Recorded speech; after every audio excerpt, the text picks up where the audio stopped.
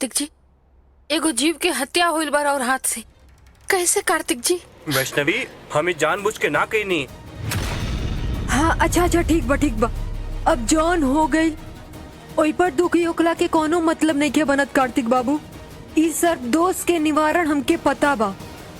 सर्प दोष के निवारण खातिर शिव जी के मंदिर में हमनी के आजुए पूजा करे के होई। अरे सब तैयारी तो हो गइल बा, का रह गइल बा? हे भगवान, मिठाई का डिब्बा तो हम भुलाए गए नी गाड़ी में। वैष्णवी जा बेटा, गाड़ी में से मिठाई का डिब्बा उठा लिया वा जाके। जा जा। जी दादी।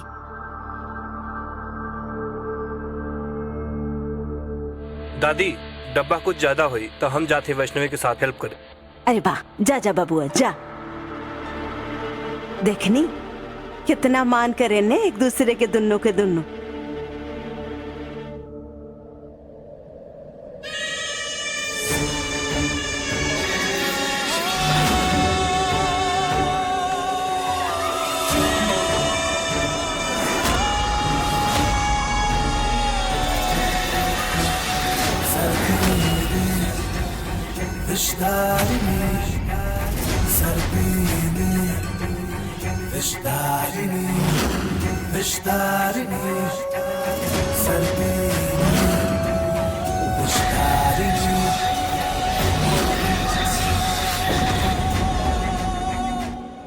दादी, हाँ हाँ, रख दे।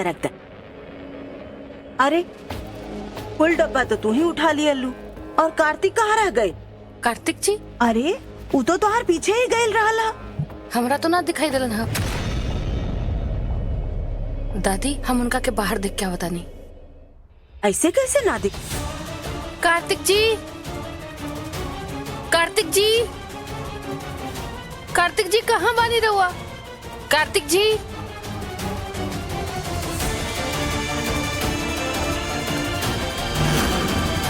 कार्तिक जी, कार्तिक जी सुनी।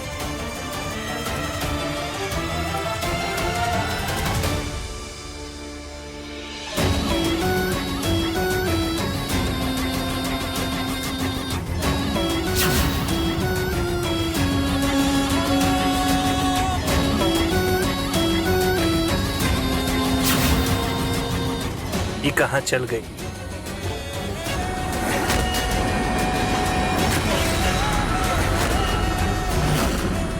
कार्तिक जी, कार्तिक जी दूर हटी वहां से। कार्तिक जी,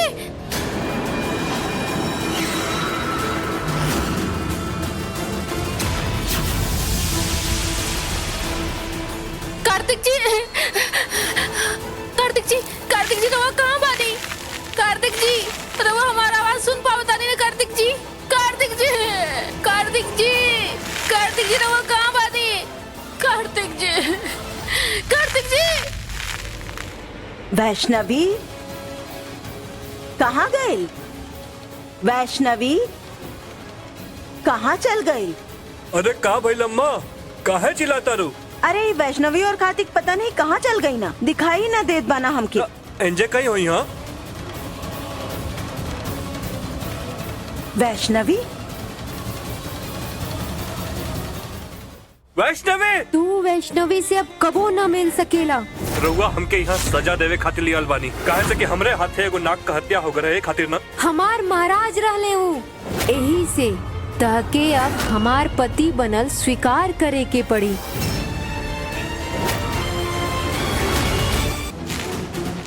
कार्तिक जी, कार्तिक जी कहाँ बानी रहुआ?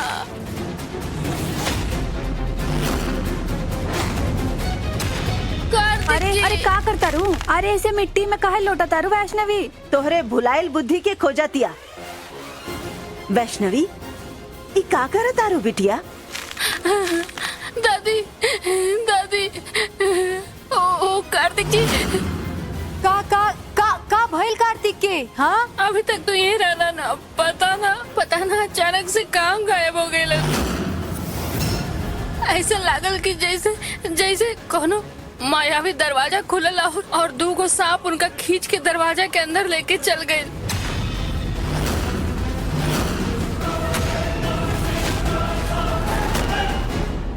का बकवास है? बकवास नहीं के करण भैया, ई सच है। हम अपन आँख से देखनी है। हम अपन आँख से देख ले रही दादी। हम कहले रही ना रहुआ के कि हमरा कोनो अनहोनी के आभास होखा था, और ई देखी ना ना आभास ना हो, एके सनक कहल जाला, सनक। अरे यहाँ कोनो मैजिकल फिल्म चलता का, कबो माया जाल तो कबो माया द्वार। तो का वैष्णवी झूठ बोलतिया? अरे हमहू तू है माया जाल की गोला में बंद रहली ना। सच कहत बानी। हमके ही विश्वास बा कि जरूर कोनो दुष्ट शक्ति बिया जे हमारे वैष्णवी बिटिया और कार्तिक बेटवा के बीच में उनका विरुद्ध कुछ काम करतिया। नहीं तो बतावा काहे बार बार कुल अड़चन ए दोनों के बीच में आवता। अगर कार्तिक वापस न आए तो सब कुछ वैष्णवी के अकेले के नाम पे हो जाई, काहे से कि ऊ ओकर पत्नी ही है। हम कार्तिक पे तक कंट्रोल कर ले रहनी, लेकिन ई वैष्णवी न टेढ़ बिया। ए पे कंट्रोल कईल बड़ा मुश्किल हो जाई हमरा खातिर। दो गो सांप तो हम पक्का देख ले रही। एकर मतलब कार्तिक जी के वो जमीन के अंदर लेके गए बाड़न।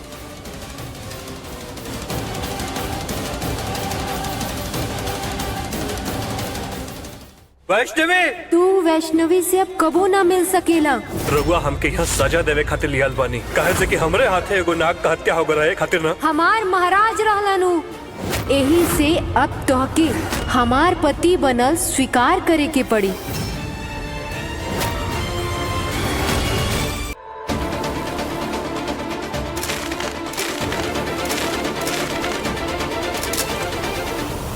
ला जी, समझदारी देखा एकर। अब का ई लकड़ी से खोद खोद के पाताल लोक में जाबू का? अरे का हो का, हाँ? जॉन बन पाता वैसे वो करतिया, ताकि समझ में नहीं किया का कुछ। अरे जॉन वैष्णवी कार्तिक के बिना एक पल ना रह सकेले। ओकरा सामने से ओकर पति गायब हो गइल बा। हमरो के कुछ समझ में नहीं के आवत भाई। अरे अम्मा, अरे दादा रे दादा, अगर उस सांप ओकरा के काट खैलस तो का होई अम्मा? उर्मिला, जब अच्छा ना बोल सकेलू तो चुप रहा, बोले की जरूरत नहीं बा। वैष्णवी, तू घबरा मत बिटिया। मैया हर मुसीबत में हमेशा तो हर साथ दे ले बानी। उहे मैया रास्ता दिखाई है कुछ न कुछ। हिम्मत रखा। अरे दादी, पर पहले वैष्णवी जी बाड़ी बुराई के खिलाफ लड़त रहे, यही से देवी ओकर साथ देत रहली। अरे अब जब कार्तिके सांप के मरले बा तब काहे देवी गलत के साथ दी है? अरे तू नालायक नहीं रे, खलनायक हवे, खलनायक है तोर भाई हूँ। अरे मुंह खोलल करता सोच समझ के खोलल करना। अरे गलत नहीं रहे रे, ओकरा से गलती से मर गल सांप, बुझे ले नहीं का। बुझे ले नहीं का। ये सब बकवास छोड़ा और ये सोचा कि कार्तिक तक पहुँचे के रास्ता कैसे निकालल जाओ। दादी, रोआ सभे मंदिर जाए, हम अभी आवतानी।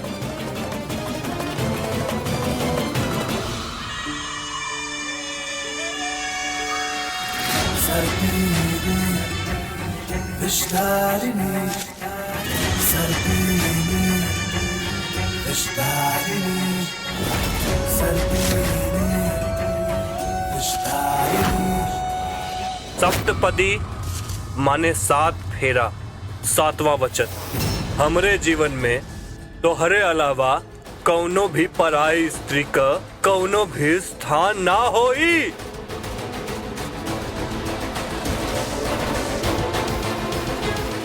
वैष्णवी, वैष्णवी, वैष्णवी!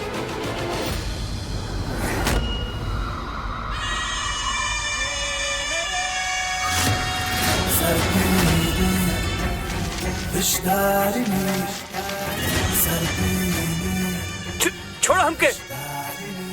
वैष्णवी, तू वैष्णवी से अब कबो ना मिल सकेला।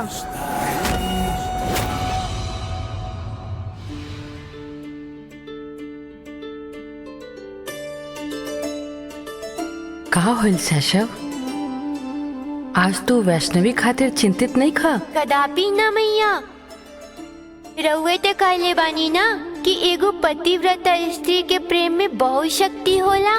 सावित्री माता सत्यवान के प्राण यमलोक से वापस लाई रही और ये वैष्णवी दीदी ता खुदे यम द्वार पार करके जीजू के पास गई रही। फिर हमने के कोना बातें के डर दीदी अवश्य विजयी हुई है ना। लेकिन मैया आज रहुआ कहाँ चिंतित बानी? काहे कि आज वैष्णवी के समक्ष जे चुनौती बा साशव, वो ओकर जिंदगी के सबसे बड़का चुनौती है, जेकर आगे यम द्वार भी पार कैला तुच्छ लगेला। ऐसन कैसन चुनौती मैया?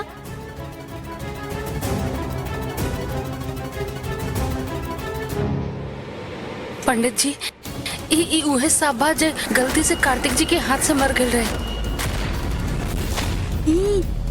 ई मरल सांप कहाँ ले आईली? शायद एकरे साथी कार्तिक जी के कोनो और दुनिया में लेके गइल बाड़न।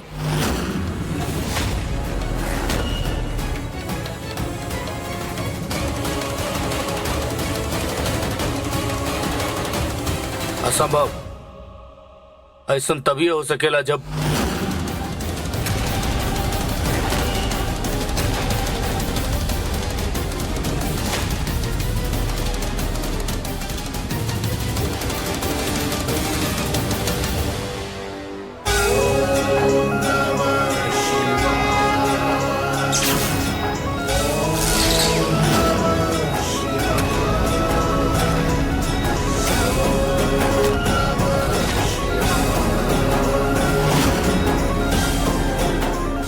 ई तो एगो मणिधारी सर्प बा। मतलब ई तो अमर होला सन ना? उर्मिला, अगर वो अमर होत तो हमरे बबुआ के सर पे काल सर्प दोष ना लगन। पंडित जी, जल्दी से जल्दी अनुष्ठान पूरा करके हमरे बबुआ के सर से काल सर्प दोष उतार देही। दादी, ई इच्छाधारी नाग हनु ना कहनु कि इच्छाधारी नाग ह तो फिर देवर जी तो गईलन। अगर वापस आ भी गईलन तो जिंदगी भर भागत फिरियन। बहुरिया चुप। पंडित जी, रउआ बस पूजा संपन्न करे कि हमार कार्तिक बिटवा वापस आ जाए। देखी, हम काल सर्प के पूजा तक कर सके नहीं, बाकी यहाँ पर एगो मणिधारी सर्प के हत्या भइल बा और दोषी पहले ही गायब हो चुकल बा। ओकरा वापस लावे के रास्ता हमके मालूम नहीं खे।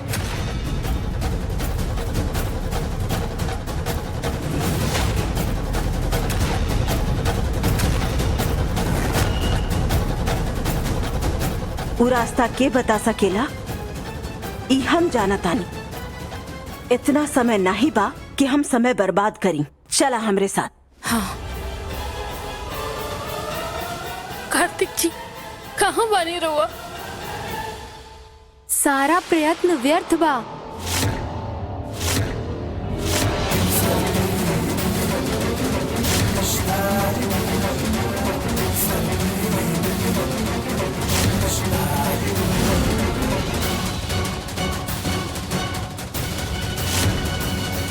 ए प्रकार अपना के थकाए के कोनो अर्थ नहीं खे। के बानी आप? और हमके यहाँ कहाँ लेके आल बानी? प्लीज जाए दही हमके, कृपा करके छोड़ दे ये सब काबा। हम क्षमा प्रार्थी बानी। हम अपन परिचय करावल ही भूल गईनी। हम रूपवती हैं, ए नाग लोक के महारानी, जौन पाताल लोक के गहराई में बसल बा, जेकरा के संसार के हर नाग आपन घर मानेला।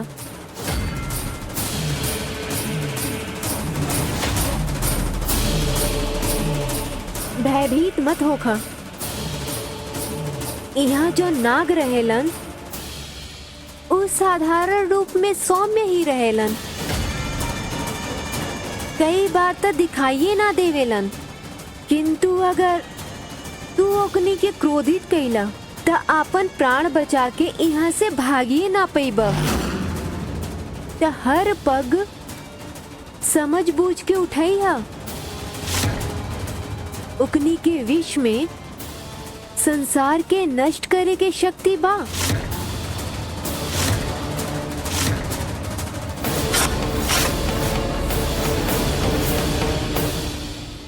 हम समझ गए नहीं, रउआ हमके यहाँ काहे लेके आल बानी?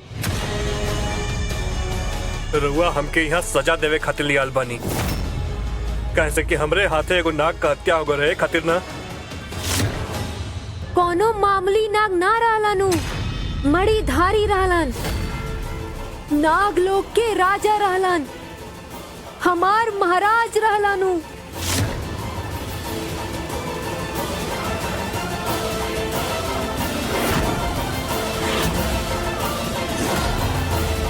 हमरा के माफ कर दे। हम उनकरा के जानबूझ के ना मरनी, हमसे गलती से भई। अगर फिर भी उनके सजा देके राउर मन के शांति मिली तो हम रउआ के ना रोकब। कैसे कि अगर हमरे वैष्णवी के साथ के वैसन कर तब हम भी हुए करती जो रउआ करत बानी।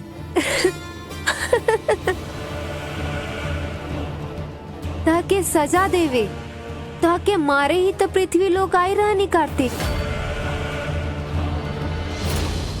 भैया ये फूल दे दिया हमके।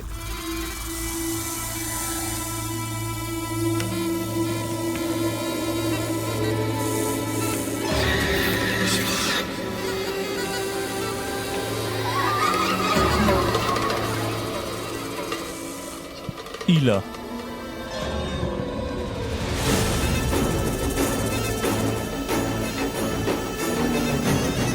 कितना भाई? 50 रुपया।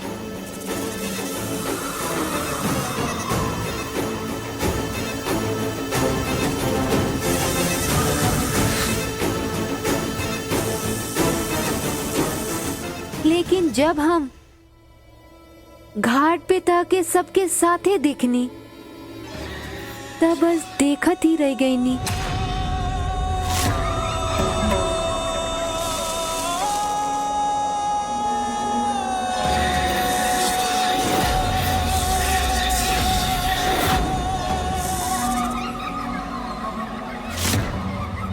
नागलोक के इतिहास में ऐसन पहली बार भइल हुई जब कोनो नागिन कोनो मनुष्य पे मोहित भइल हो। वही क्षण हमके पता रहे कि तहसे भूलवश नाग देवता के हत्या भइल रहे।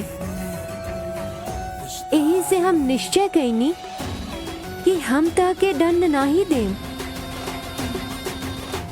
तहसे तारा भूल के पश्चाताप कराएं। पश्चाताप? तहसे हमरा पति के हत्या तब भइल जब हमनी के दोनों जानी धरती लोक पर कुछ मधुर क्षण साथ में बिताए गए रहनी जा, जब हमनी के एक दूसरा के प्रेम में रहनी जा।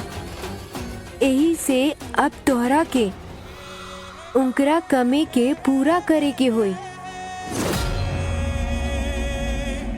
ताकि हमार पति बनल स्वीकार करे के होई।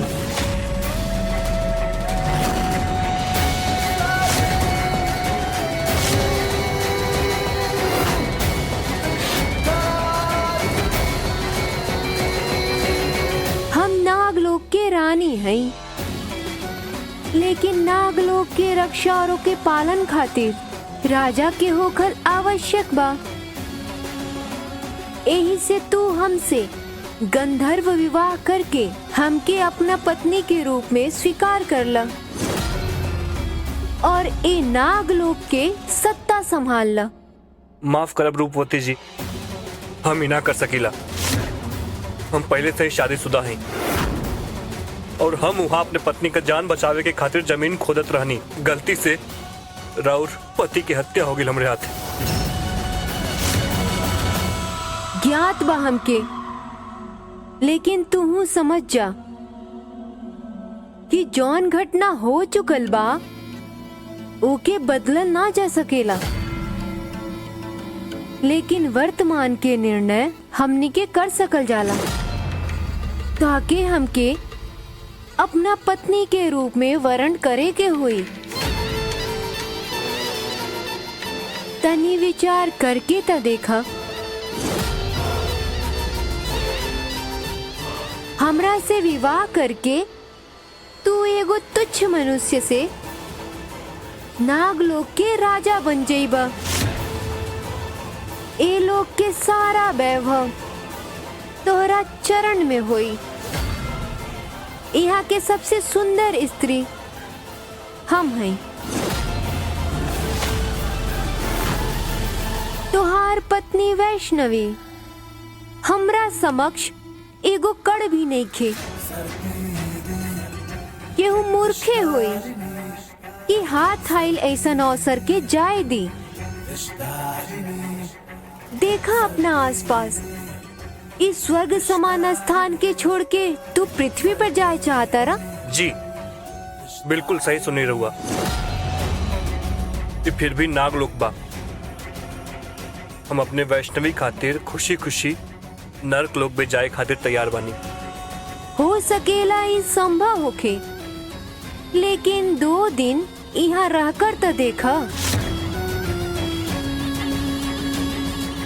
पृथ्वी लोक के हर स्मृति मिट जाई तोहार।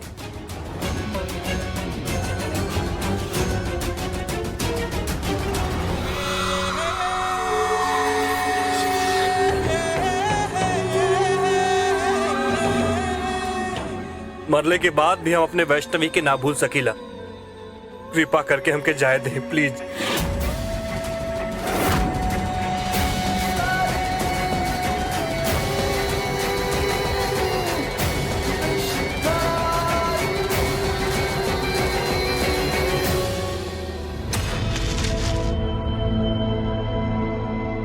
ठीक बा, अगर तोहार प्रेम इतना ही निष्ठावान बा तो हम एकरा मध्य ना आए। धन्यवाद।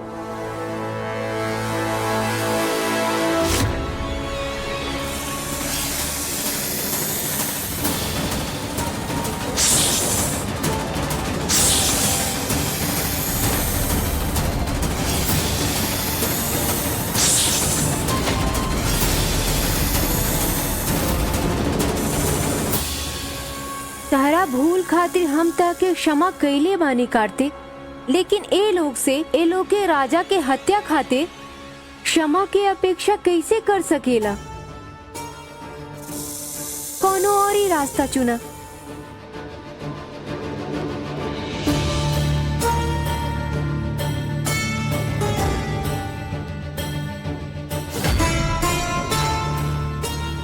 रुका कार्तिक, पुष्प खाली देखे में मनमोहक बा,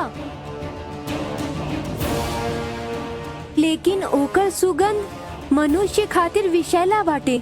अगर ऊ राह चुनबा ता अपन मृत्यु के चुनबा।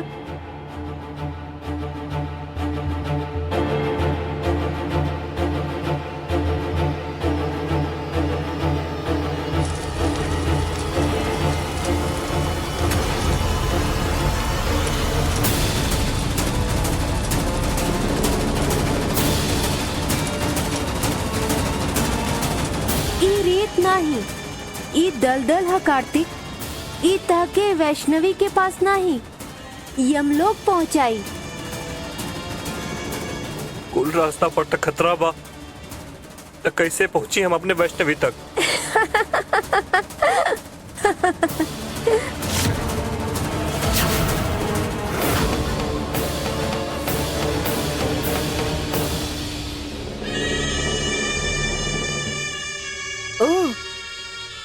तो अबहू ना समझ ल तू। यहाँ से निकल पावल त मुश्किल बा, त हमार बात माना, आपन हट त्याग करके हमसे विवाह कर ला। ये तो कबहू ना हो पाई रूपवती जी। हम अपने पत्नी से बहुत प्यार करेला, हम ओकरा के धोखा ना दे सकीला। तो का हमके अपना पति से प्रेम नहीं रहे जेके तू मार डालला। एगो पुरुष और स्त्री के जीवन एक दूसरे के बिना कितना अधूरा रहेला, का ताके इतना भी ज्ञात नहीं के। तुहार पृथ्वी लोक पे लौटल त असंभव बा। अच्छा इहे होई कि यहाँ ई विशैलन सर्पन के भोजन बनला से पूर्व हमसे विवाह करला।